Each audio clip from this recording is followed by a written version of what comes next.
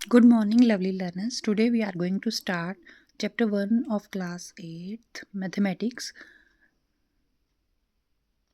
Before starting the chapter, exercise 1.1, first we will know what are rational numbers. तो rational numbers क्या होंगे? Rational numbers वो numbers जो p by Q की form में मिलेंगे। कोई भी नंबर जो आपको p बाई क्यू की फॉर्म में मिलेगा उसको हम बोलेंगे रैशनल नंबर। जैसे कि 1/2 लिख देते हैं अगर हम, तो ये जो है p बाई क्यू की फॉर्म में आ रहा है। मतलब p और क्यू जो है कोई से भी इंटीजर्स हो सकते हैं, लेकिन आपके पास क्यू जो है डिनोमिनेटर जो है वो is not equal to zero, वो ज़ीरो नहीं होना चाहिए। तो उन नंबर्स को हम बोलेंगे rational numbers. So those numbers which are in the form of p by q and where q is not equal to 0 are called rational numbers. Rational numbers वो नंबर्स होंगे जो p अपॉन क्यू की form में होंगे और जिसमें Q यानी कि डिनोमिनेटर जो है वो ज़ीरो नहीं होगा। उन वाले नंबर्स को हम रैशनल नंबर्स बोलेंगे। तो अब हमारी एक्सरसाइज शुरू होगी 1.1। तो चल उसका पहला क्वेश्चन पढ़ेंगे। तो वो लिखा है आपको यूजिंग अप्रोप्रिएट प्रॉपर्टीज़ फाइंड। सही प्रॉपर्टीज़ लगा के इन क्वेश्चनों में आपको इसे सॉल्व करना होगा। तो पहला पार्ट है हमारे पास -2/3 multiply by 3/5 plus 5/2 -3/5 multiply by 1/6। तो इसको सेम टू सेम ऐसे ही लिख लेंगे सोल्यूशन लिखने के लिए पहले।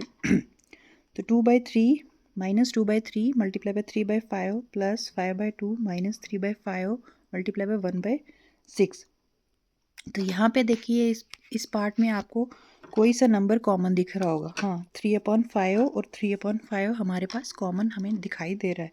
तो हम क्या करेंगे, इन नंबरों को साथ में लेकर आ जाएंगे ताकि हमें सॉल्व करने में थोड़ी आसानी हो जाए। अगर हम साथ में लेकर आएंगे तो क्या नंबर लिखेंगे, पहले ये वाला पूरा -2/3 मल्टीप्लाई बाई 3/5 माइनस फिर 3/5 जो था वो किसके साथ था, 1/6 के साथ, ये वाला लिख दिया।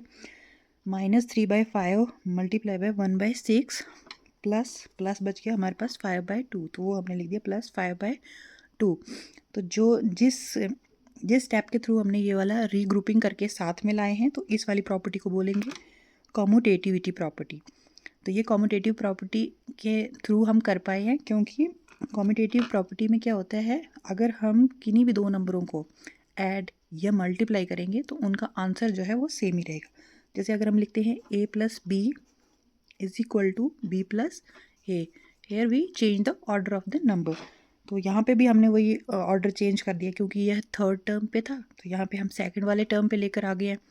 तो इसीलिए यहाँ पे जो प्रॉपर्टी लगी है उस प्रॉपर्टी को हम बोलेंगे कॉम्यूटेटिविटी प्रॉपर्टी। फिर नेक्स्ट स्टेप पे हम क्या चलेंगे, अब इन दोनों में से कॉमन देख लिए क्या निकल रहा है, 3/5 निकल रहा है।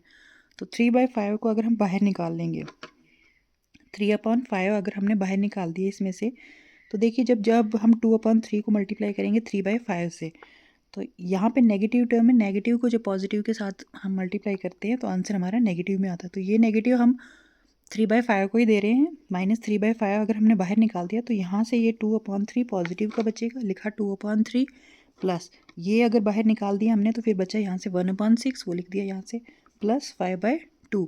तो ये कौन सी प्रॉपर्टी आ गई जिसके थ्रू हम ये कर पाए हैं, इसको बोलेंगे हम बाय डिस्ट्रीब्यूटिविटी प्रॉपर्टी। इसमें कैसे लिखते हैं, कोई तीन नंबर दिए होते हैं, जैसे वो होगा a into b plus a into c. तो इसमें से हम a कॉमन निकाल सकते हैं, अंदर हमारे पास आ जाएगा b प्लस सी। तो यही प्रॉपर्टी हमें यहाँ पे लगाई। अब इन दोनों नंबरों को हमें सॉल्व करना होगा। तो वो कैसे करेंगे, इनमें से देखेंगे हम 3 और 6 का, क्योंकि पहले सबसे पहले लाइक फ्रैक्शंस बनाने होते हैं। इन दोनों का डिनोमिनेटर देखेंगे कि सेम है, सेम तो नहीं है, तो सेम बनाने के लिए इनका हमें एलसीएम लेना पड़ेगा। तो 3 और 6 का एलसीएम कैसे लेंगे, 3 और 6 में बड़ा कौन नंबर हमारे पास 6 है, तो is 6 divisible by 3, yes 6 is divisible by 3।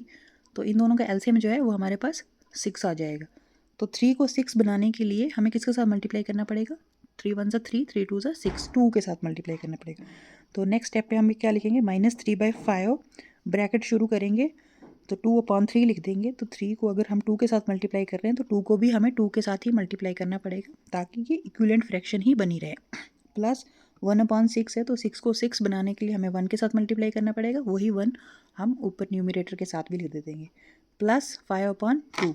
अब नेक्स्ट स्टेप पे क्या बनेगा, 3/5, ये बनेगा 2 2 ज़ा 4, 3 2 ज़ा आ गया 6, प्लस 1 1 ज़ा 1, 6 1 ज़ा 6, तो ब्रैकेट बंद होगी, प्लस 5/2।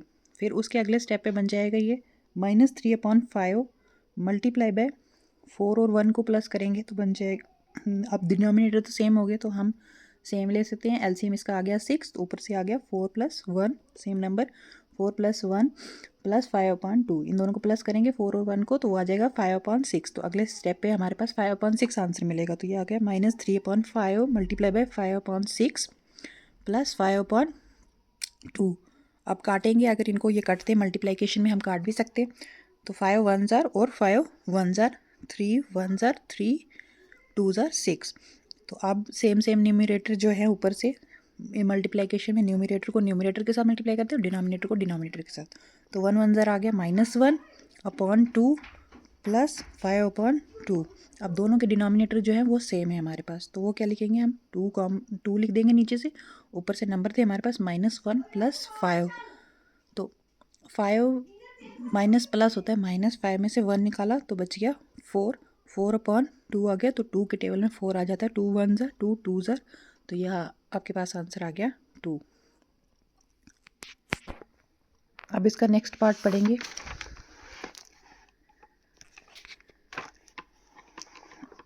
नेक्स्ट पार्ट में लिखा है 2/5 multiply by -3/7 -1/6 multiply by 3/2 plus 1/14 multiply by 2/5। तो पहले सोल्यूशन में एक बार सेम टू सेम वैसे ही उतार लेंगे।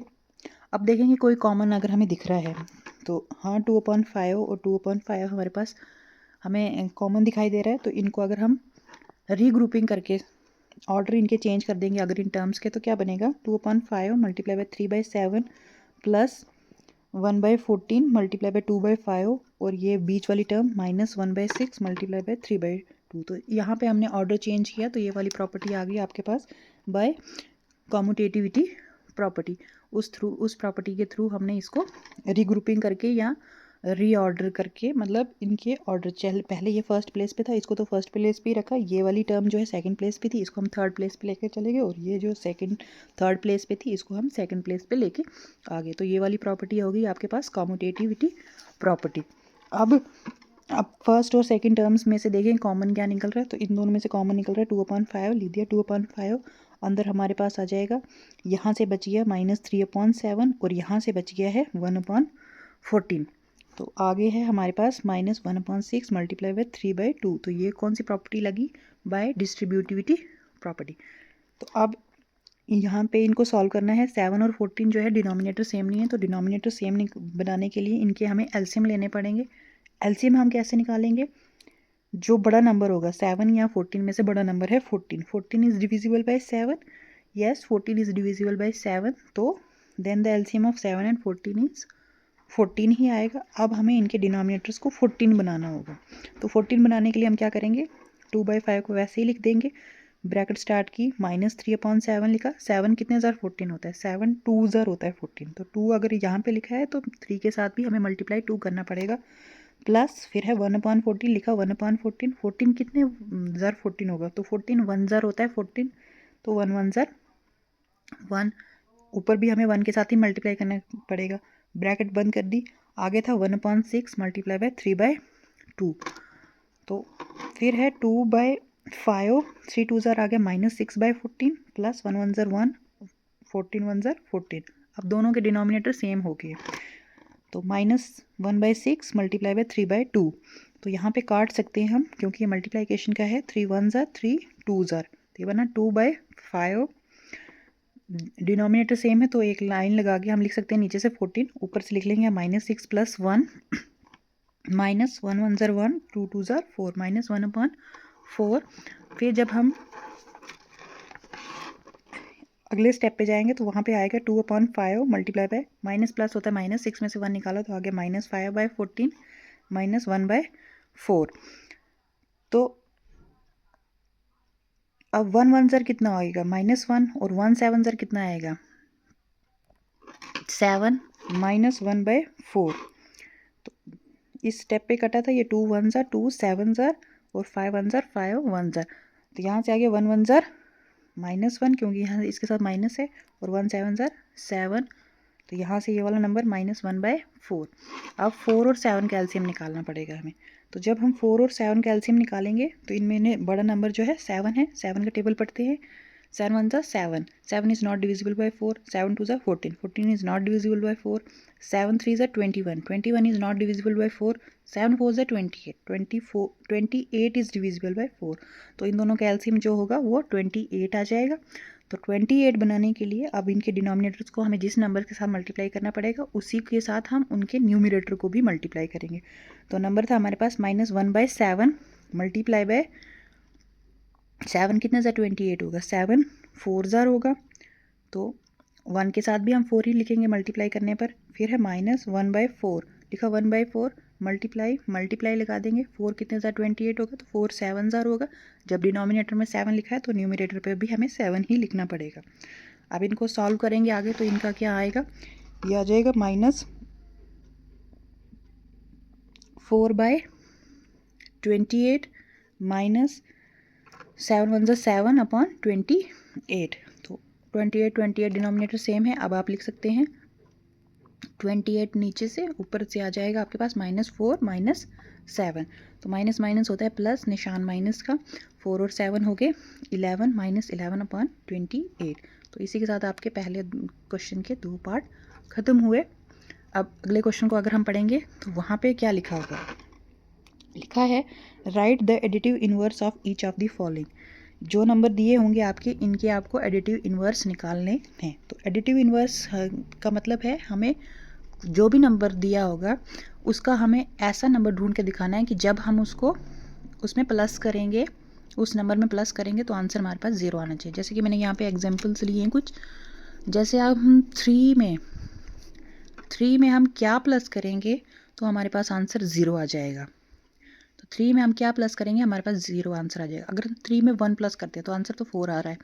तो 3 का उसका नेगेटिव ही करना पड़ा ना हमें। 3 प्लस -3, क्योंकि प्लस माइनस माइनस हो जाएगा। 3 में से 3 निकाले तो 0 आ जाएगा।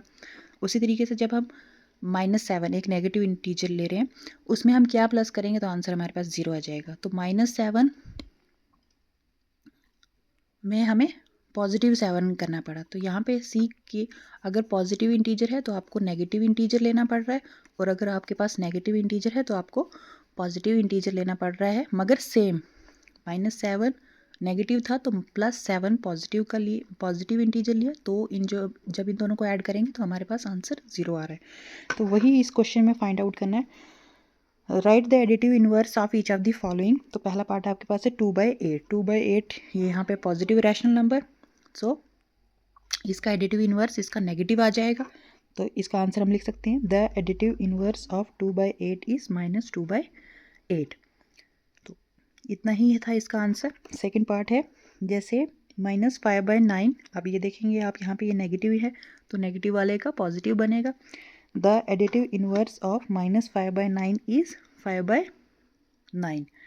फिर है -6 और -5। जब ये ऐसे टर्म दी हुई है -6 और -5, तो यहाँ पे ये माइनस और माइनस खत्म हो गया। ये आपके पास नंबर बनेगा 6/5, यानी कि 6/5 जो है वो आपका पॉजिटिव इंटीजर है।